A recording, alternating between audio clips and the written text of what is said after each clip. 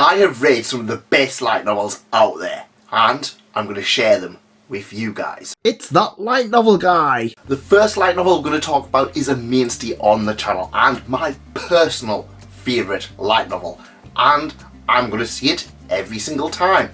Read Ascendance of a Bookworm. Now we are now into part 5, the final part of this epic biblio-fantasy, and well, as to be expected, this is absolutely peak. I'm not going to get too into the machinations of what is happening in this current volume because, let's face it, it's Ascendance of a Bookworm. This is volume like 24 or whatever, and if you aren't already sold on it, you probably are never going to be. But it is worth the investment. The first 3 volumes, the first arc, I can see people arguing that they are quite slow. Personally for me, I quite like the whole investment of mine having to try and work her way up and make use of this body. Mine is a girl who is reincarnated into a sickly child. She starts off incredibly weak, unable to move, does very little, into a poor family. They're not going to see books or whatever. She has a goal of one day owning a library, and this is her struggles. She's has many things that kind of change her for the better and for the different, and I really do appreciate it. It is one that everybody who likes light novels always hypes this one up. It is definitely worth your investment. I've talked about this one at incredible length, but it is well worth your time. Next up, we have a spin-off light novel of a favourite manga. That is Spy Family or Spy X Family. This is Family Portrait. Now this is a number of short stories in which we follow the Forgers and their day-to-day life. This has a Anya story about her with the Eden Academy characters. We also have Anya with her uncle Yuri. We have a fantastic short story about Frankie and Lloyd, where Frankie falls in love with a beautiful blind woman. And we have one where it focuses on the characters getting a family portrait, and Lloyd and Yor being very suspicious and wary that they're going to get found out. Now it is a slice of life heavy. If you are coming for the spy side of things, you might be a little bit disappointed, but personally for me, Spy Family absolutely excels at the slice of life aspects.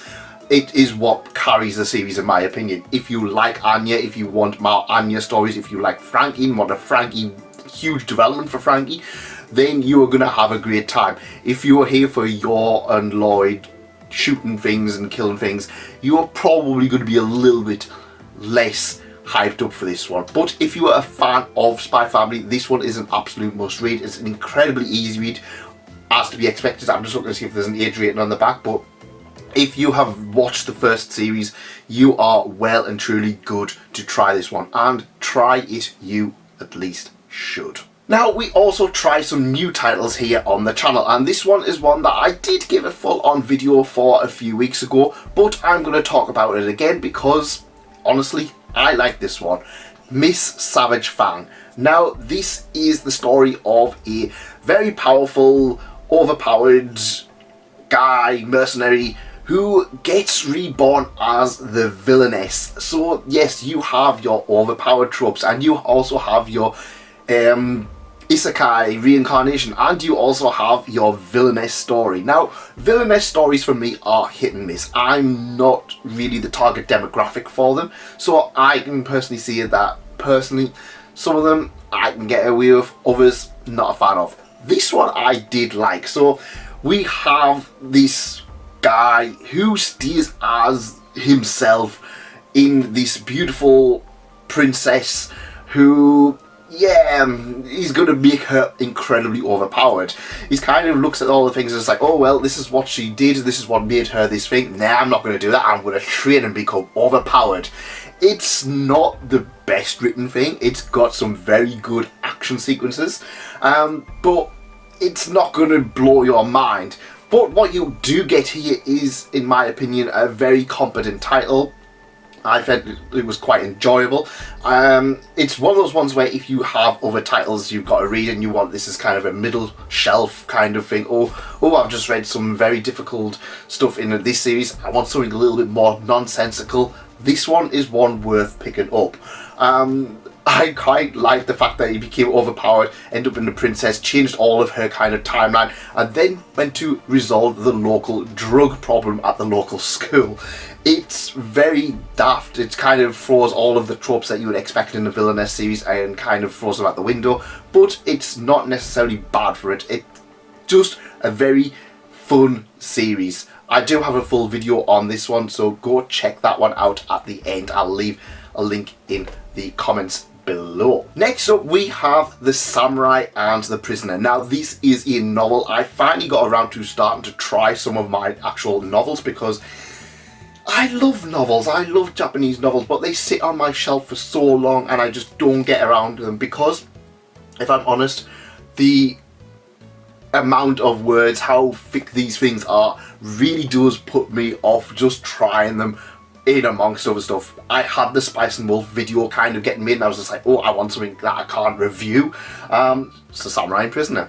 This is very good if you like samurais, if you want something in the samurai period, go for this one because it's also a mystery novel.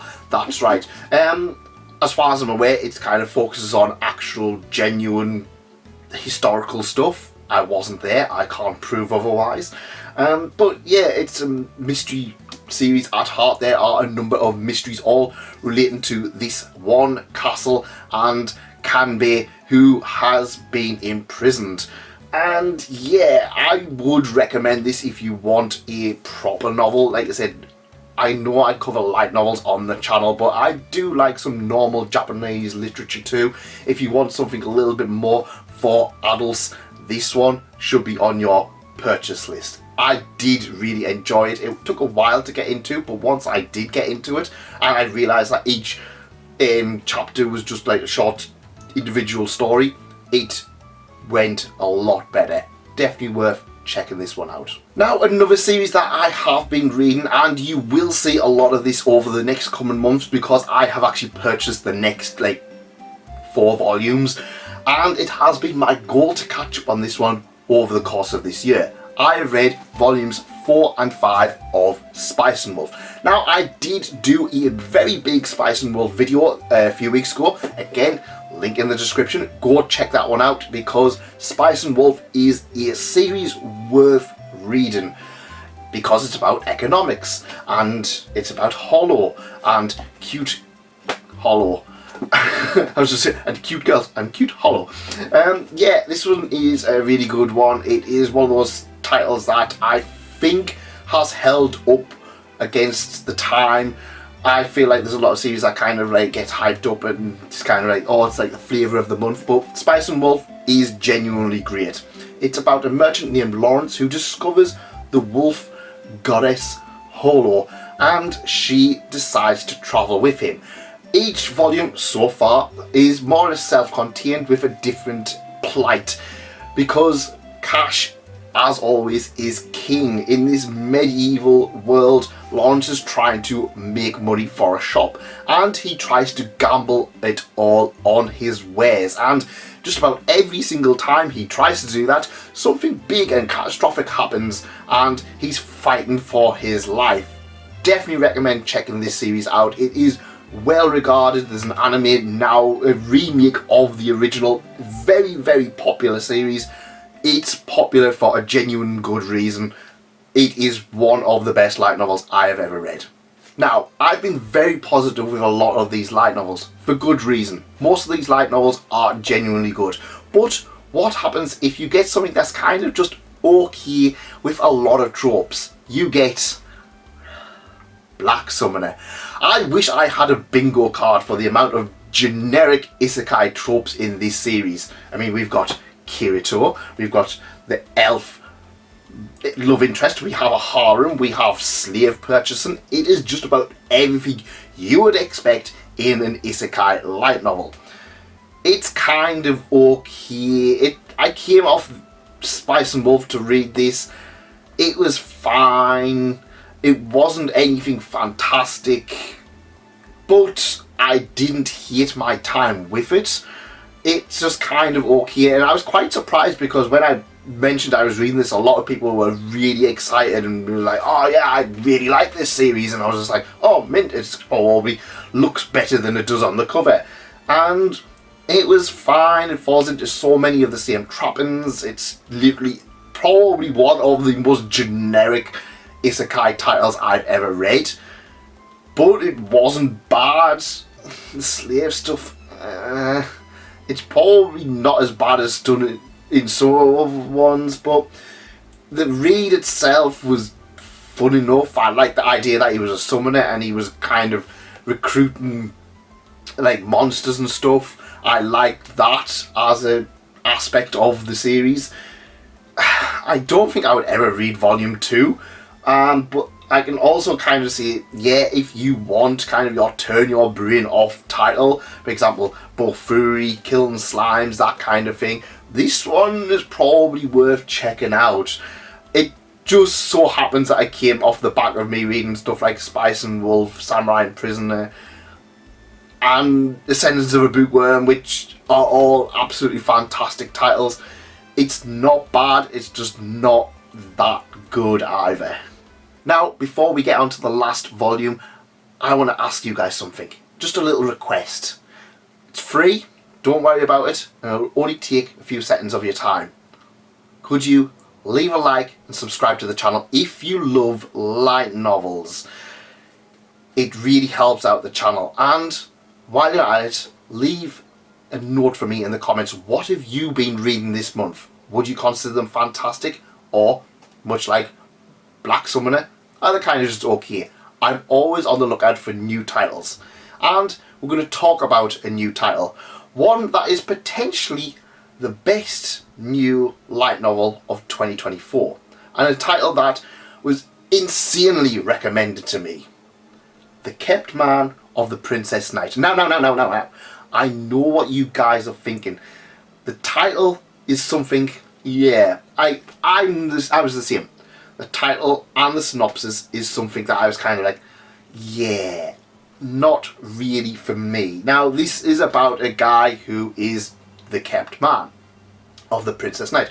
She goes in and basically tries to clear the dungeon to revigor her kingdom, and he is the guy who kind of like, he keeps care of her needs on a night. I'm choosing my words deliberately here because this one is one where there are a lot, and I mean a lot, of twists and turns. I didn't find it as good as other people mentioned it to me. There were a few little things where I was just kind of like, yeah, this kind of doesn't really push my buttons in the same way. So this is very similar to J.K. Haru in some aspects, in that we have this guy who is basically, he's downtrodden, he's had a raw deal, and then has to kind of do all of this stuff, this unsanitary stuff, to kind of make ends meet. And then the series twists things. So in order to keep things on the natural flow, to keep the Princess Knight able to do her job, our protagonist has to do a lot of, shall we say, cleanup. That means potentially having to go out and, well, stop people who are going to try and do stuff to her. Of course, we get the whole drugs aspect kind of thrown in. We get a lot of people kind of also wanting to kill him as well as her. He's pretty much treated pretty badly, but he has a secret. And I'm pretty sure if you've read a single light novel, if you've read any light novel ever, you are probably going to be able to guess what that secret is. The secret is revealed pretty early, and that's to its detriment, in my opinion. There is a big secret for, well, a lot of the characters in here, and that secret, I kind of was like, oh, yeah, makes sense. and then they kind of have to keep explaining things to kind of keep it a secret, and it's just kind of like, yeah, I can't get too much into this one without kind of spoiling a lot of the twists and turns, but I do intend to do a full-on video on volume 1 so we can discuss this one together. It is probably the best light novel, or the best new light novel I have read this year. It's got a lot of issues, but it is one that I would recommend looking beyond the title and looking beyond the synopsis, because this one has the potential to be one of the best light novels of this year. That's it from me. If you like this video, leave a like and consider subscribing. Make sure you are up to date, because I have plenty more stuff coming onto the channel, including a full-on video on the Kept Man and the Princess Knight, because that is a series worth talking about. I also have a somewhat bigger title of a video coming very shortly. I just need to kind of get it recorded and put it all together. It's just going to take a little bit longer in the oven, so to speak. But it's worth it, because there's going to be a lot of titles that I can normally not talk about on the channel. Yes, maybe you might see a certain series that I actually just talked about in this video in there, because it's similar stuff to that. But for now, thanks for coming, and I'll see you on the next page. Go check out this video over here. Goodbye.